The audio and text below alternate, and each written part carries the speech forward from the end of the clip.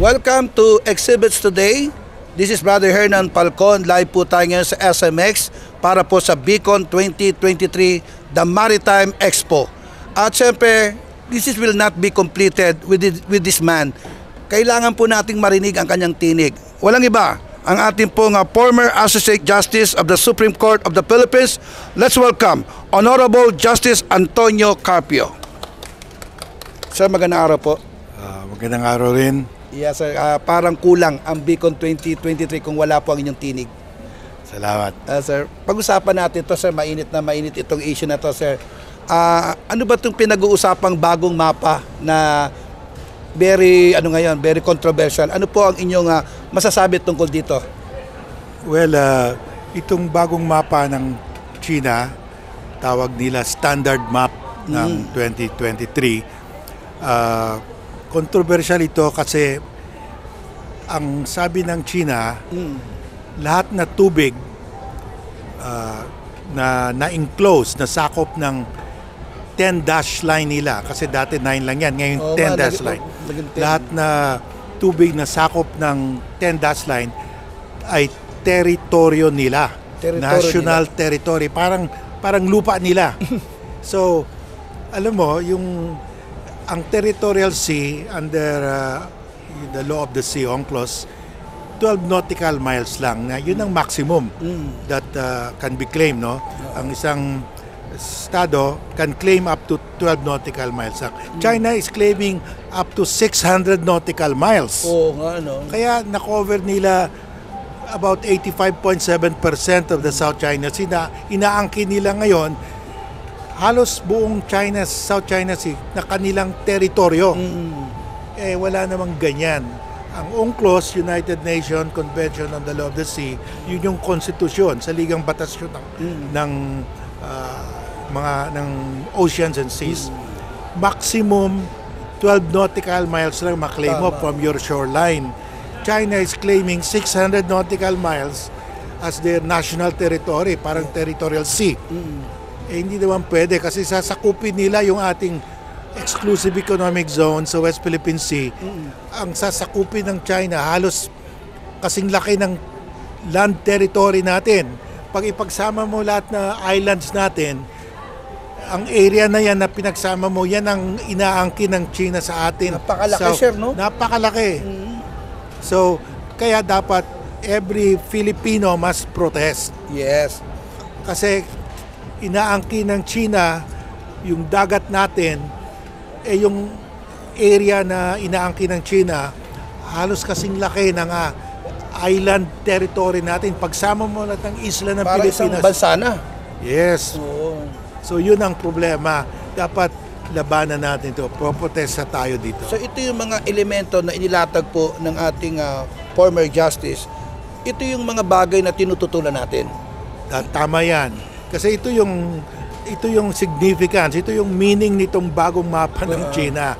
So, itong bagong mapa ng China, aangkinin ang ating maritime zone, ang ating exclusive economic zone, napakalaki. Yung area na yan, yung inaangkin ng China na atin naman, ang daming isda, ang daming oil, gas, at saka iba pa mga mineral resources. Yes. So hindi natin pwede pumayag. Hindi tayo pwede pumayag dito. Okay. Sir, Honorable, ano po ang ating pong maaring magawa na preventive or batas na para wag matuloy yung mga ganitong klaseng pananakop or pag-angkin ng ating mga teritoryo, sir? Unang-una, dapat ipaliwanag natin sa lahat na Pilipino na itong ginagawa ng China. Anong meaning nitong bagong anong elemento nito? Anong elemento nito? Bakit dapat tayo magprotesta? That's one. Dapat malaman ng buong Pilipino. Kailangan may full knowledge tayo. Secondly, alam naman natin na itong bagong claim ng China, sinabi na ng arbitral tribunal, walang base. Walang basihan. Walang basihan ito. Void ito. Kasi hindi naman pwede aangkinin mo isang bagay na hindi naman yun. Yung aangkinin mo more than 12 nautical miles as your territorial sea. Hindi naman pwede. Maximum is 12. Yes. At saka hindi naman pwede sabihin mo akin yan kasi 2,000 years ago, nangisda kami dyan. Tama. Hindi naman pwede. Pag ganyan, siguro kung gagawin naman, yung Mongolia should claim China kasi the Mongols conquered China during the Yuan dynasty.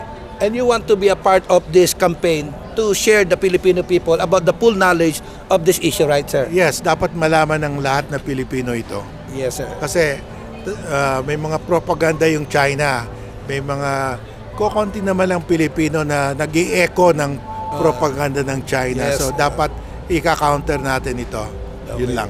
Sir, maraming salamat po. At Salamat rin. nasa inyo po ang pagkakataon ngayon, sir. Kausapin natin ang mga Pilipinong nanonood po sa exhibits today. Ano po ang mensahe po ng ating Honorable Justice Antonio Carpio para sa Pilipino regarding dito sa issue nito? Let's welcome the Honorable Justice Carpio. Hindi natin pwede pabayaan ito.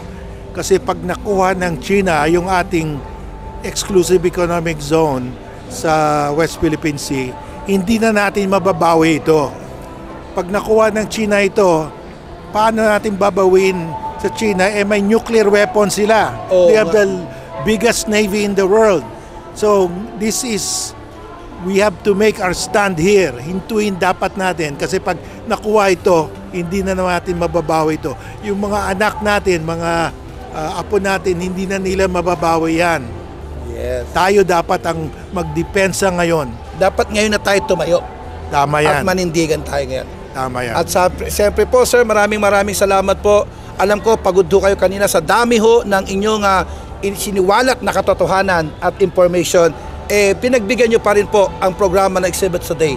At narito po ang aming executive producer, Mr. Rick Angeles. Lagi sasabihin po sa inyo, nasa likod po. Let's welcome Mr. Rick Angeles, sir. Pabatiin lang natin. Maraming salamat, Justice, na napaunlakan nyo kami sa interview ito. Napaka-importante malaman at marinig namin ang sa inyong mensahe ngayong araw na to. Maraming salamat po. Salamat rin. Maraming salamat rin. Siyempre, nagpapasalamat po tayo, Justice, sa ating pong sponsor, ang Venue Design at ang Swedish Design na gumawa po, sir, ng mga booth dito po sa Beacon 2023. See you po on 2024. Siyempre, hindi tayo papababayaan. Nandito lagi sa likod natin, Honorable Justice Antonio Carpio. God bless you po.